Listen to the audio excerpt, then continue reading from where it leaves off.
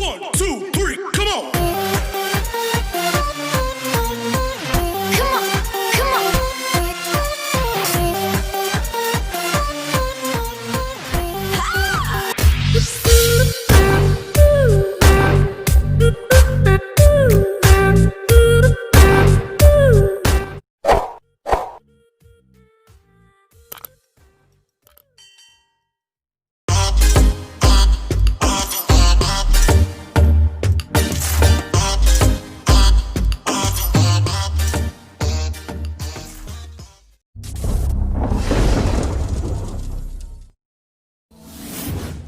Oke, kita masuk di urutan kelima, ada Lycurgus.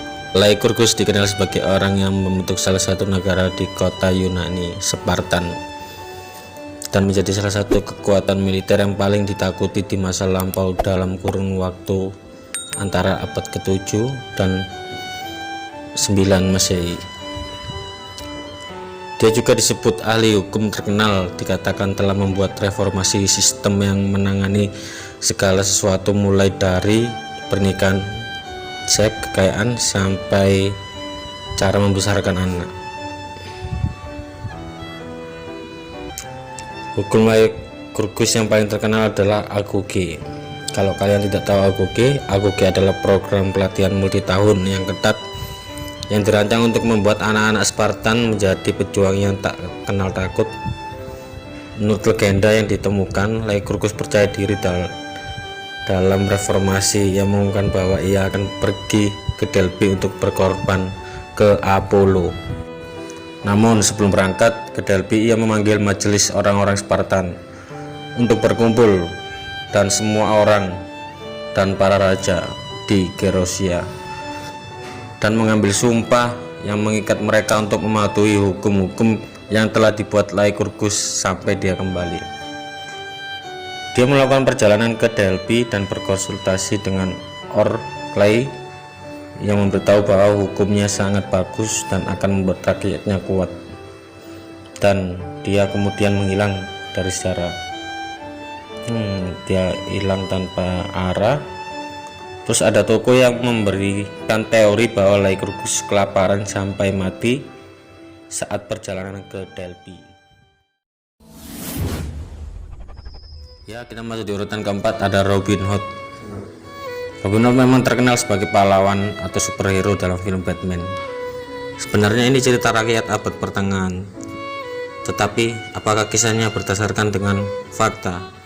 Awal mula Robin Hood itu adalah penjahat dari Sherwood Forest. Ini pertama kali muncul dalam puisi yang bernama Ballada di abad ke-14 dan 15. Dan bukti sejarah menunjukkan bahwa terdapat beberapa penjahat yang dikenal nama Robin Hood atau Robin Hood. Sebagian besar dari kisah-kisah sastra ini menggambarkan Robin sebagai rakyat jelata biasa, tapi dia yang memimpin sekelompok penjahat yang menentang sheriff di Notting, Inggris. Namun beberapa versi lainnya menyebut dia sebagai aristokrat yang berubah menjadi penjahat, dengan tambahan banyak karakter pendukung seperti Maid Marian and Fairturk. Para peneliti telah mencoba untuk menemukan identitas Robin Hood selama berabad-abad dengan teori yang paling populer menggambar dia sebagai pengikut Raja Richard. Raja Richard aja disebut sebagai si hati singa, yang lain menyebutnya Earl of Huntingdon, hingga anggota kesatria Templar. Namun banyak sejarawan yang berpendapat bahwa cerita-cerita tentang Robin Hood hanyalah mitos abad pertengahan yang muncul sebagai dongeng populer tentang perlawanan terhadap penindasan. Oke, di urutan ketiga ada Confucius atau Konghucu, dikenal sebagai guru atau filsuf dari Tionghoa. Para ahli percaya bahwa dia lahir di Lu, Tiongkok, dan menciptakan Rule School of Chinese dalam banyak dokumen. Confucius sering ditampilkan sebagai seorang idealisme politik dan pahlawan di abad ke-6 sebelum Masehi. Namun Alfred Andrea dan James Overville, penulis buku The Hammer-Draker 1700 mengungkap hal ini. Mereka berpendapat bahwa dan mengklaim apapun oleh Confucius dapat dibilang apokrif sehingga tidak dapat dipercaya, dikarenakan tidak ada teks bertahan dan bisa dibuktikan secara tertulis bahwa sejarawan yang sangat berhati-hati saat menghubungkan pemikiran dengan sosok Confucius itu sendiri. Banyak yang menganggap bahwa Confucius hanya sebuah gagasan atau sebuah dongeng karena tidak ada dokumentasi sejarah yang kuat untuk membuktikan keberadaan di masa lampau. Di urutan kedua ada Pythagoras. Kita semua pernah belajar tentang teorema Pythagoras atau di bangku sekolah. Pythagoras tidak ada bukti konkret mengenai keberadaan dari Pythagoras sendiri. Menurut beberapa catatan, pemikiran Yunani tersebut itu hidup pada abad ke-5 sebelum Masehi atau 6 sebelum Masehi. Ia dikenal sebagai seorang filsuf yang ahli matematika. Sementara ilmu Pythagoras ini berhasil didokumentasi dengan baik. Tidak ada laporan kontemporer yang signifikan tentang hidupnya. Semua referensi datang dari para pengikutnya yang menyebut dirinya mereka sebagai Pythagoreans. Bahkan tidak ada kisah tentang Pythagoras yang sangat terkait dengan mitos hal-hal supernatural. Ada kisah yang menggambarkan dia memiliki paha emas. Wow. Yang lain menyatakan bahwa dia adalah putra dewa Apollo, dan sebagian orang bilang itu kebohongan.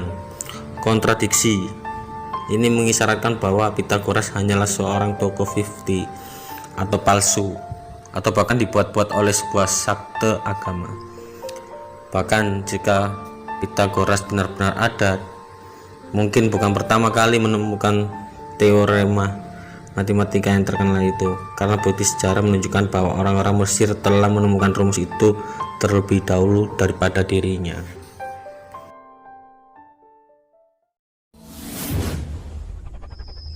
Oke sobat semuanya, kita masuk di urutan pertama. Di urutan pertama ada King Arthur. King Arthur disebut sebagian orang adalah sang pelindung Camelot. Mungkin menjadi salah satu raja paling terkenal dalam sejarah. Namun banyak sejarawan yang percaya kisahnya hanya legenda atau kisah yang dibuat-buat oleh semata. Percaya kisah ini hanya legenda dengan pedangnya yang bernama Excalibur, yang diceritakan bahwa Raja Arthur berhasil memukul mundur serangan Saun ke Inggris pada abad ke-5 atau ke-6 sebelum Masehi. Namun tidak ada bukti sejarah yang pasti tentang peristiwa tersebut. Fakta mengatakan bahwa pengembaraan penuh Arthur tidak muncul sampai abad ke-9 sebelum Masehi. Dan kisah Lady Guinevere dan para kesatria meja bundar yang terkenal baru muncul di abad ke-12 dalam tulisan Geoffrey dari Monmouth yang berjudul History of the King of Britain. Sekalipun penggambaran modern tentang Arthur sebagai seorang kesatria berbaju sirah adalah mitos yang dibangun oleh buku-buku seperti Le Morte d'Arthur karya Sir Thomas Malory. Beberapa sejarawan masih percaya bahwa kisah ini berdasarkan pada tokoh sungguhan. Mereka berpendapat bahwa legenda Arthur mungkin terinspirasi dari Ambrosius, Aurelius Riotomus, atau mungkin seorang jenderal Romawi yang bernama Lucius Artorius Castius.